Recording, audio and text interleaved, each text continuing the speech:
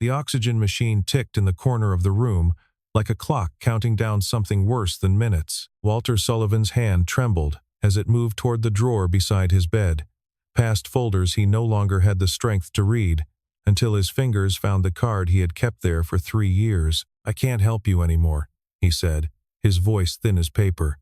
"When you truly need it, call this." Laura looked down. A laundry shop, an address on the west side of Columbus she had never once heard her father mention. Weeks later, desperate, she stood on that porch and knocked. The door opened. He froze. "Before you decide what kind of story this is, remember one thing. The man standing in that doorway already knows how it ends. She doesn't.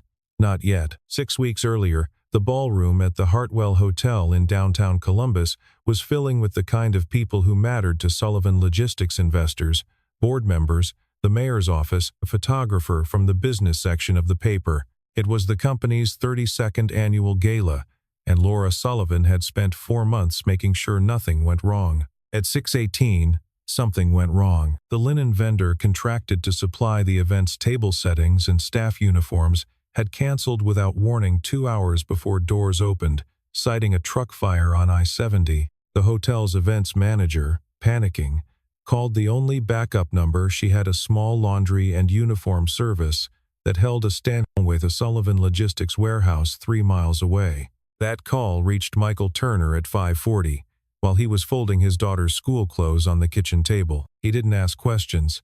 He loaded his van with pressed linens and staff uniforms still warm from the dryer and drove straight to the loading entrance behind the hotel, the one place his truck was allowed to park. He was backing in at 6:22 when Laura's town car, carrying a venture investor named Patricia Yoon, whose signature Laura needed by the end of the night, came around the same corner and found the alley blocked. 4 minutes. That was all it cost her. 4 minutes, standing at the curb in her gala dress, while Patricia Yoon checked her watch and the photographer from the paper lowered his camera to watch. Laura got out of the car before the driver had even stopped moving. "Move it," she said. "Now." Michael was already moving it, already apologizing, already trying to explain the vendor and the truck fire, and the fact that he was the reason there would be tablecloths at all. She didn't let him finish. "I don't care whose fault it is. I care that I have a room full of people who are watching me stand in an alley because somebody can't park a van." Her voice carried. Heads turned. "Do you have any idea who's in that car? What tonight means for this company?" He looked at her for a moment longer than he needed to. Something in his face went very still, the way a man's face goes still when a stranger has said something true by accident. Deadlines, people who mattered. A night that couldn't wait for him. "No," he said quietly, "I don't." He finished backing the van in without another word, unloaded the linens himself, and was gone before dessert was served. Nobody thanked him. Laura didn't think about him again that night, or the next morning, or for weeks after she had a gala to run, an investor to close, and a father whose hands had started shaking at the dinner table in ways he tried to hide. It was 3 weeks later, in the study of the Sullivan house on Bexley Road, that Walter first mentioned the card. "There's a man," he said, from the recliner he no longer left, "who runs a laundry shop on the west side. If it ever gets bad enough, I mean truly bad, Laura, you go to him." "Dad, I have a merger to close. I don't have time for a laundry joke." Walter didn't laugh. He held her eyes the way he used to hold a room during a board meeting, back when his hands were steady. "I'm not joking." Across the city, in a kitchen that smelled like fabric softener and grilled cheese, Michael Turner sat across from his 8-year-old daughter, Ava, checking her spelling words while a ledger sat open on the counter beside them, columns of numbers reconciled to the penny, cross-referenced twice in a hand too precise for a man who only pressed shirts for a living. He closed it before she could ask about it. He always did. "Dad," Ava said, "you have your listening face on." "Do I?" "You get it when you're thinking about something you're not going to tell me." He smiled and didn't answer. That night, Walter asked for the card back so he could look at it once more before returning it to the drawer. He turned it over in his fingers for a long time, the way a man handles something he has been protecting for years without ever explaining why. "Soon," he murmured. "To no one. It'll have to be soon." By the second week of March, the boardroom on the 14th floor of the Sullivan Logistics Tower had stopped feeling like her father's building. Frank Doyle called the emergency session himself. citing what he called leadership continuity concerns, a phrase Laura had heard him rehearse in the elevator. Walter had missed 3 consecutive board meetings. His absence, Frank argued gently, almost sympathetically, created exposure the company could no longer manage. A vote on interim executive authority would need to happen within the month. Laura sat through it with her spine straight and her hands folded, watching men who had known her since she was a teenager avoid her eyes. She drove home that night with the card from her father's nightstand sitting in the cup holder, where it had been for 3 days. She had picked it up twice to throw it away. Twice she had put it back. The address led her to a narrow storefront on the west side, a hand-lettered sign reading Turner's Laundry in the window. The lights on behind drawn curtains, though it was past 9. She sat in the car for 6 full minutes before she made herself get out. The man who opened the door was the same man from the alley behind the Heartfelt Hotel. For a moment neither of them said anything. She watched recognition cross his face, not surprise, not quite, more like the arrival of something he had been expecting longer than she had. "Mr. she started. "Turner. Michael Turner." He stepped back to let her in, the way a person does when they've already decided something. "You look like you haven't slept." "I haven't." The shop smelled of steam and starch. Rows of shirts hung pressed and bagged along one wall, each with a small tag clipped to the collar in handwriting so neat it looked typed. Behind the counter, through an open door, she caught sight of a back office, a single lamp, a desk stacked with folders, and beside them, open on the blotter, a ledger filled with columns of figures that had nothing to do with dry cleaning. Dates, amounts, cross-references in red ink, checked and rechecked. "Mini, twist 1, what is that?" she asked, before she could stop herself. Michael followed her gaze and closed the ledger without hurrying, the way a man closes a door he has closed 1,000 times before. "Old habit." "That doesn't look like a habit. That looks like an audit." "It's late," he said. "You didn't come here to talk about my bookkeeping." She wanted to push. Something in her recognized the shape of the thing, even if she couldn't name it, the precision, the discipline of a man who had once done very different work than folding shirts. But exhaustion and shame and 3 weeks of watching her father disappear by degrees had worn her down to something simpler than curiosity. "My father is dying," she said instead, "and he told me to come to a laundry shop. I don't know what I'm doing here." Michael didn't answer right away. He pulled out a chair for her, set a glass of water in front of her without being asked, and sat down across the small table with the patience of a man who had once made his living waiting for people to say the thing underneath the thing they'd said first. "Your father," he said, "doesn't do anything by accident." It wasn't much. It wasn't an answer. But it was the first time in 3 weeks that anyone had spoken about Walter Sullivan, as though his mind were still whole, still working, still worth trusting, and something in Laura's chest loosened just slightly. The first given a rope pulled too tight for too long. She didn't apologize for the alley that night. She wasn't ready yet. But when she stood to leave, she paused at the door. "Thank you," she said, "for not asking why I'm crying in a laundromat at 9 o'clock at night." "You're not the first," Michael said. "You won't be the last." She almost smiled.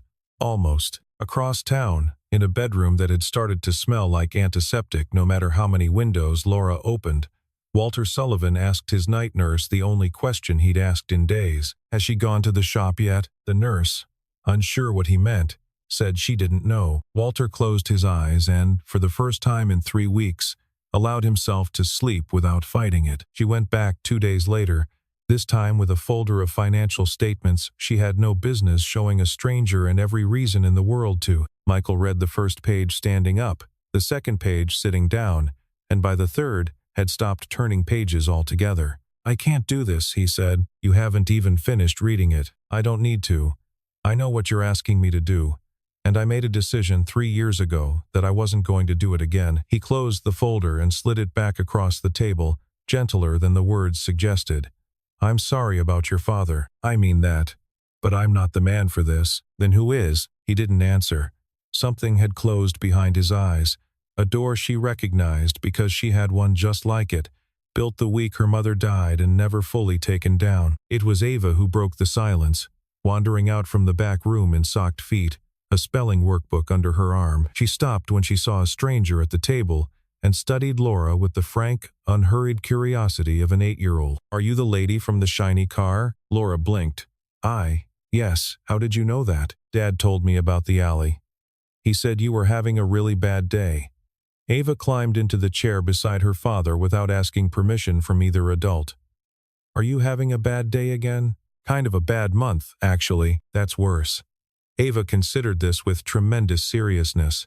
Dad says bad months are the ones where you find out who actually shows up. Michael's jaw tightened, but he said nothing, and Laura noticed the way his hand found his daughter's shoulder without either of them looking at the gesture, a habit worn smooth by repetition, the kind of tenderness that only exists in houses that have already survived something. She's right, you know, Laura said quietly.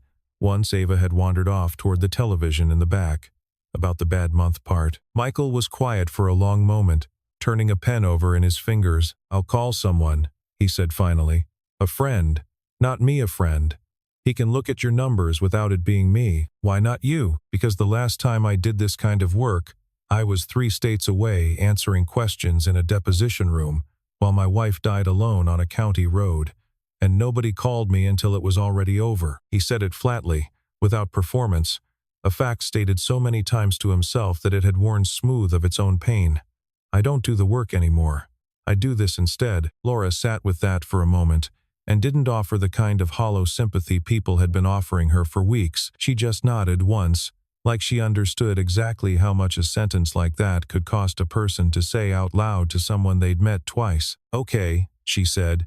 A friend then. He nodded, relieved, and reached for his phone before he could change his mind. Before she left, Laura lingered by the doorway a moment longer than she needed to, watching him scroll for the number, watching the small, private discipline of a man forcing himself back toward a room he'd sworn never to enter again. It cost him something to make that call. She could see it in the set of his shoulders, the same way she'd once seen it in her father's, years earlier, the night he'd had to lay off 100 people to save the jobs of 1,000 more. For what it's worth, she said, I don't think doing this makes you the man from 3 years ago. Michael looked up. Then what does it make me? Someone who's allowed to be more than one thing at a time. She didn't wait for an answer. She let herself out into the cold, and didn't see the way he stood there a moment after the door closed, turning the sentence over like something he wasn't ready to believe yet. Frank Doyle stood at the head of the boardroom table 2 days later, and did something Laura hadn't expected from him. He brought up her father by name, in front of the full board, in a tone soft enough to sound like concern. I don't say this to be cruel, he said, but we owe it to shareholders to ask whether Walter Sullivan, in his current state, is capable of understanding what's being decided in his name, and whether his daughter, as devoted as she clearly is, has the operational distance to lead this company through what's coming. Nobody defended her. Nobody had to defend Frank. That was the trick of it. He had made cruelty sound like duty. Laura drove to the west side that evening without calling first. Michael was locking up when she arrived. The open sign already flipped, but he let her in without a word. I owe you an apology, she said, before he could ask why she'd come. Not for tonight, for the alley. You were trying to save my event and I humiliated you for it in front of a photographer, and I've thought about it more than I've told anyone, because it's easier to be angry at Frank Doyle than to admit I've been that person too. Michael leaned against the counter, arms crossed, studying her the way he'd studied the folder 2 days before carefully, like a man deciding what a thing actually weighed. You didn't know, he said, about the vendor, the fire on I-70, none of it. That's not an excuse. No, he agreed, it isn't. But it's a reason, and reasons matter, even when they don't excuse anything. He exhaled, and something in his shoulders came down half an inch. Your father called me once 6 years ago. Not for this, for something smaller, back when I still did the work. He was the kind of man who said thank you and meant it, in an industry full of men who don't. You knew him. Before all this, I knew him, Michael said, and didn't elaborate, though something passed behind his eyes that told her there was more. Held carefully, the way a man holds something breakable he isn't ready to hand over yet. He drove her to see Walter that night, following her car in his own, and stood at the foot of the bed while Laura hovered near the door, unsure whether she was witnessing something she was meant to see. Walter's eyes opened slowly, focused, and found Michael's face. You came, Walter said. His voice cracked on the second word, though whether from illness or something closer to relief, Laura couldn't tell. You knew I would, I hoped. Walter's hand lifted an inch off the blanket, and Michael crossed the room and took it. Neither man said anything else for a long moment, and Laura stood in the doorway, watching two men who had clearly shared something she knew nothing about, and felt, for the first time in weeks, entirely outside her own family's history. On the drive home, she called Michael from the car, unsure why she needed to hear his voice again so soon after leaving him standing in her father's driveway. "You've known him longer than you let on," she said. "That first night at the shop, you already knew who I was before I said my name." There was a pause on the line, the sound of a door closing somewhere behind him, a kettle clicking off. "I knew your father's daughter existed," he said carefully. "I didn't know she'd be the one standing in my doorway looking like she hadn't slept in a week. That part surprised me. Would it have made a difference? Knowing sooner? No," he said. "I still would have let you in." Grant Elias agreed to look at the Sullivan Logistics filings on a Tuesday night, in the parking lot of a diner off Route 62, because he didn't trust his own office anymore. "You know what you're asking me," Grant said, sliding a thumb drive across the console of his car. "If anyone at the firm finds out I ran this without a client engagement, I lose my license before I lose my job." "I know, and you're really back in it. After everything." Michael didn't answer that directly. "I'm not back in anything. I'm helping a friend's daughter for a few weeks. That's all this is." Grant looked at him for a long moment, the particular look of a man who had once watched his mentor walk away from a career at the height of his talent, and had never quite understood why, until the funeral, when he finally did. "Okay," Grant said.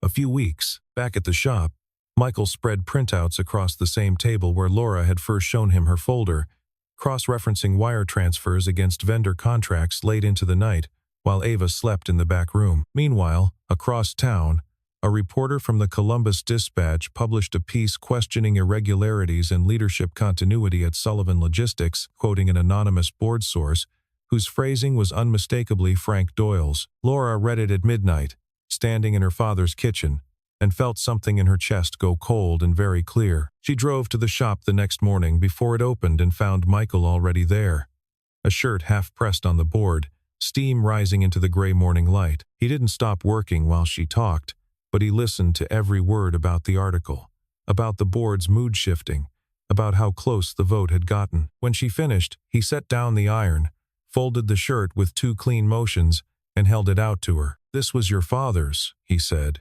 "He dropped it off 2 years ago for a hem and never picked it up. I kept meaning to call him about it." She took it without quite knowing why the gesture moved her the way it did a stranger who had kept her dying father's shirt pressed and folded for 2 years, waiting for a day that never came, because that was simply the kind of thing he did. "You could have thrown it out," she said, "or sold it, or just forgotten about it. Nobody would have known." "I'd have known." Michael wiped his hands on his apron and looked at her, steady. "That's usually reason enough." She held the shirt against her chest for a moment, the fabric still warm from the iron, and thought about how strange it was that the most honest conversation she'd had in 3 weeks was happening over her father's laundry. "Michael." His phone rang before she could finish. He looked at the screen, and something in his face sharpened. "It's Grant," he said. "This late, it's never good news," he answered, and Laura watched his expression change twice in the span of 30 seconds. First confusion, then something colder and more focused, the face of a man who had just found exactly what he'd spent years training himself to find. "Send it to me," he said. "Now, tonight." He hung up and looked at Laura for a long moment before he spoke. 6 years ago," he said slowly, "there was an internal fraud case at your father's company. I worked it. I never told you that. I never told you the name of the man who almost wasn't questioned because someone with influence made sure he didn't have to be." Laura felt the floor of the morning shift beneath her. "Frank," she said. Michael didn't answer. He didn't need to. Grant arrived at the shop just after 10 the next morning with a folder he wouldn't let out of his hands until he was seated at the table, the door locked, the blinds drawn. "I pulled the archived file," he said. "The one from 6 years ago. Nobody's looked at this in years. It's not even digitized. I had to go down to the basement records room myself." He slid 2 documents across the table. "This is the interview log from the original investigation, and this is a personnel memo from the same month, buried in a completely different case file that nobody cross-referenced at the time because nobody was looking for it." Michael read both without speaking.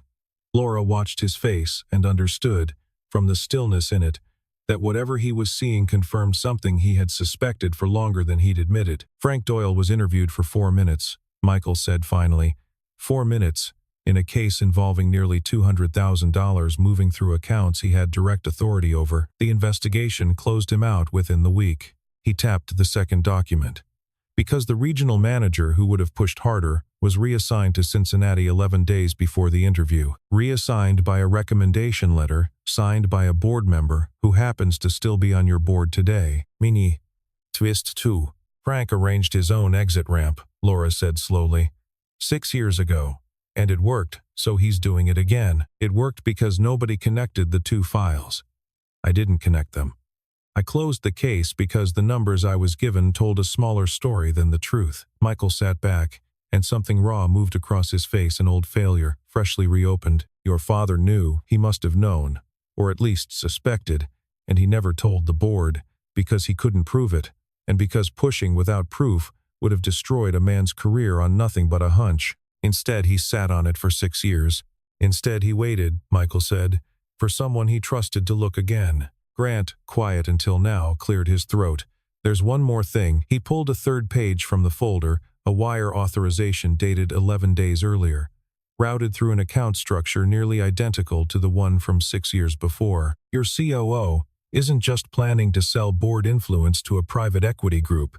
He's already been paid for it. Twice. Laura sat back, the full shape of it finally visible. Her father had not sent her to a stranger with a laundry shop out of desperation or confusion, or the failing judgment Frank Doyle had implied in that boardroom. He had sent her, deliberately, to the one man who had already caught Frank Doyle once, the one man patient enough, and now proven enough, to catch him again. Why didn't he ever tell me any of this? She asked, more to herself than to either man. Michael answered anyway. Because he was protecting you from having to carry it before you needed to, and he was protecting me from being asked to carry it again before I was ready. He looked at her steadily. I think today, we're both ready. Something in Laura's chest, some tight, defended thing she had been carrying since the boardroom announcement 3 weeks earlier, finally came loose. She looked at this man, laundry apron still hanging on a hook behind him, ledger closed on the counter, daughter's spelling homework still sitting on the table where she'd left it, and understood, for the first time completely, that she had judged him by exactly the wrong measure the night she screamed at him in an alley. I'm sorry, she said again, and this time it wasn't about the alley at all. For everything I assumed, before I knew a single true thing about you. You know me now, Michael said simply. That's enough. The board convened on a Thursday morning, 9 days before the scheduled shareholder vote, in a room Laura had walked into 100 times without ever feeling the walls close in the way they did now. Frank opened smoothly, presenting the private equity offer as a stabilizing measure, a kindness to a company whose founder could no longer lead it, and whose daughter, however capable, lacked the board's full confidence.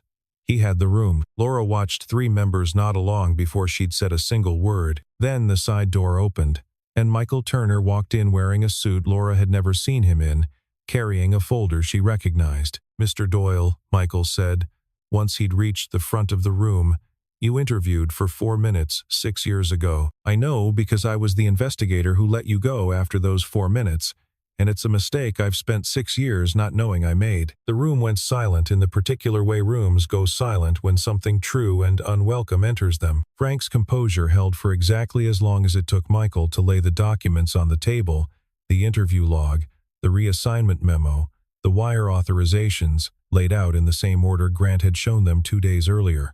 Michael walked the board through it without raising his voice once, the way a man walks through a house he built with his own hands, certain of every wall. 2 wire transfers, Michael said, 11 days apart, structured through accounts that route back to the private equity group currently bidding for control of this company.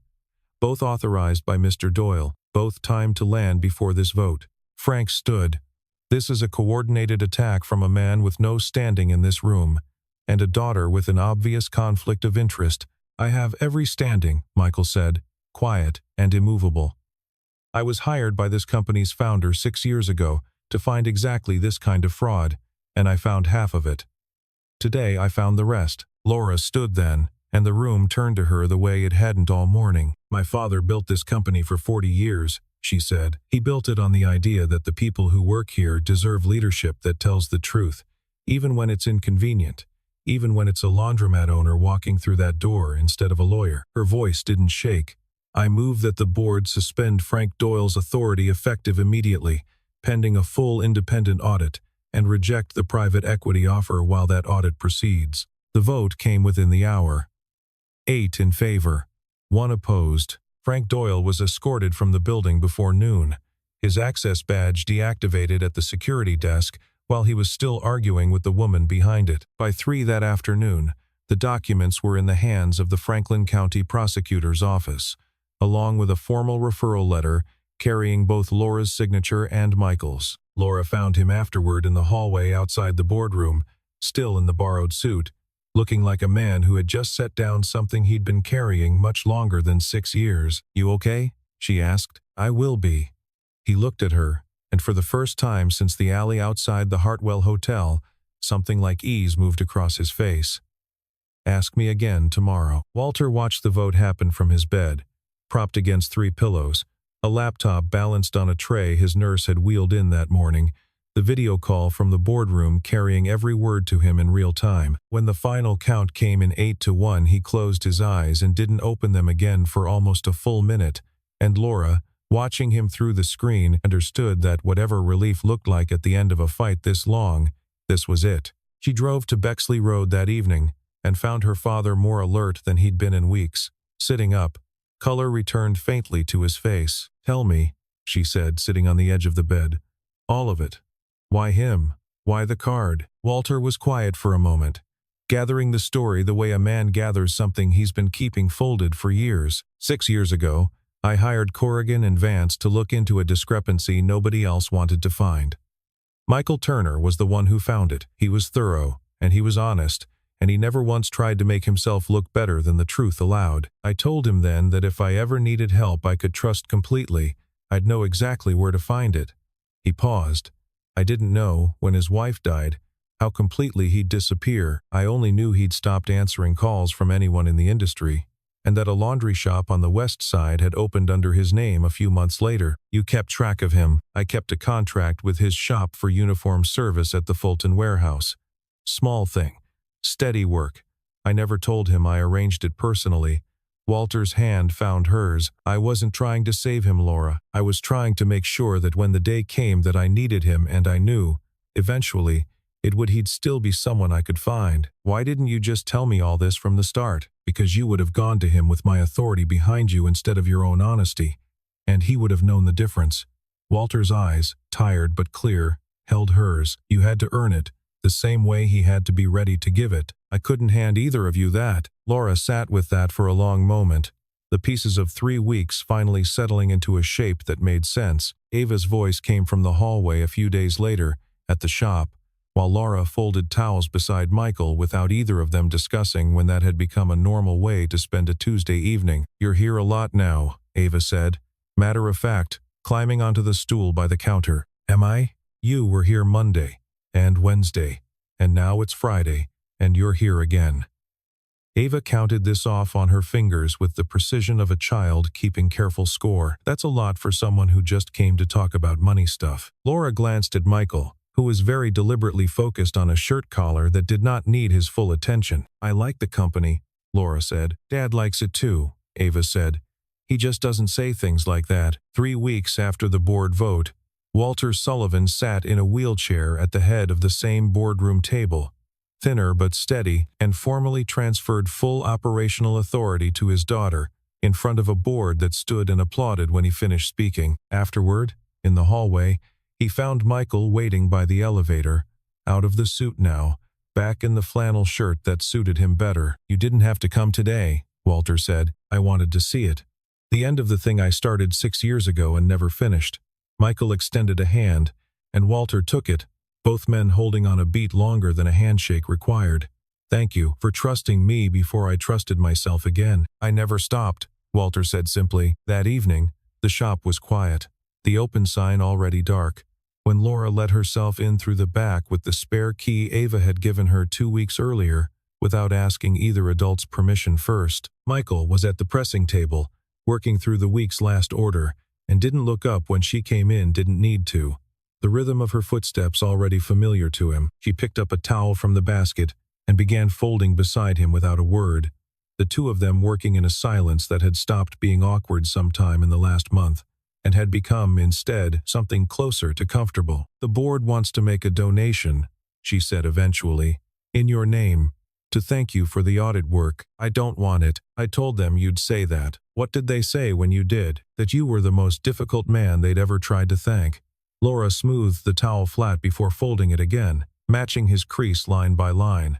Frank would have taken it. Frank would have asked for more. "I'm not Frank." "No," she said. "You're not. That's the whole point." He almost smiled. "What did you tell them instead?" "That you'd rather they extend the warehouse contract. Keep the work steady. Nothing showy." She folded the towel in half, then in half again, matching the crease he'd taught her without either of them calling it teaching. "I may have also told them you're stubborn." "Accurate." Ava wandered in from the back room in her socks, took one look at the two of them folding towels in comfortable silence, and rolled her eyes with the theatrical exasperation only an 8-year-old can produce. "You two are so slow at this," she announced, and picked up a towel of her own to show them how it was done. Later, after Ava had gone to bed, and the shop had gone fully dark, except for the single lamp over the back table, Michael walked Laura to her car, the way he had started doing without either of them naming it a habit. "Your father's stable," he said. For now, she agreed. "I'm learning to live in for now." He studied her for a moment in the streetlight, something unspoken sitting easily between them. No longer urgent, no longer heavy, just present, the way a fact is present once you've stopped needing to fight it. "Good night, Laura." "Good night, Michael." Neither of them moved for a second longer than the moment required. Spring arrived in Columbus the way it always did, reluctantly. And then all at once the trees along Bexley Road heavy with new leaf, the Sullivan Logistics warehouses running at full capacity again under leadership the board had voted, at Laura's recommendation, to make permanent and public within a week of the scandal closing. Frank Doyle's case moved through the Franklin County court system quietly, a plea agreement reached before summer. Restitution ordered, his name removed from every document that had once carried it inside the company he'd tried to sell out from under its founder. Walter Sullivan lived to see the spring. He sat on the porch most afternoons now, a blanket over his knees even in the warm weather, watching his granddaughter, because that was what Ava had started calling herself, without anyone officially deciding it, and nobody had corrected her, chase the neighbor's dog across the lawn. Some evenings, Michael brought Ava by after the shop closed, and Walter would ask him the same question he'd asked every visit since the vote: whether the warehouse contract still held, whether the work was steady, whether he needed anything at all. Michael always gave the same answer. He needed nothing. He had, for the first time in 3 years, everything he actually wanted, and he wasn't in the habit of asking for more than that. Laura came to the laundry shop most evenings after work now, not because there was still money trouble to solve, but because the rhythm of the place had become its own kind of home. The steam, the smell of clean cotton, the particular quiet of a man who did careful work with his hands, and had, slowly, without either of them marking the exact day it happened, made room for her inside that quiet. On a Thursday in April, Michael finished pressing a stack of her father's shirts, the ones Walter insisted on still sending over, though he barely left the house anymore, and folded the last one with the same 2 clean motions he always used. He held it out to her instead of setting it on the counter. Their hands met over the fabric, and neither of them let go right away. "Thank you," Laura said, "for opening the door that night." "I'd been waiting 3 years for someone to knock," Michael said. "I just didn't know it was going to be you." Ava's voice called from the back room, asking if dinner was almost ready, and Michael answered without looking away from Laura, as the ordinary domestic sound of it settling over the three of them like something that had always belonged there. Laura thought, standing in the quiet of a shop that smelled like starch and second chances, about the card her father had pressed into her hand from a hospital bed weeks ago, certain of something she hadn't understood yet. She had thought it was the end of the road that night, the last resort of a dying man with nowhere else to send his daughter. It had only ever been the beginning.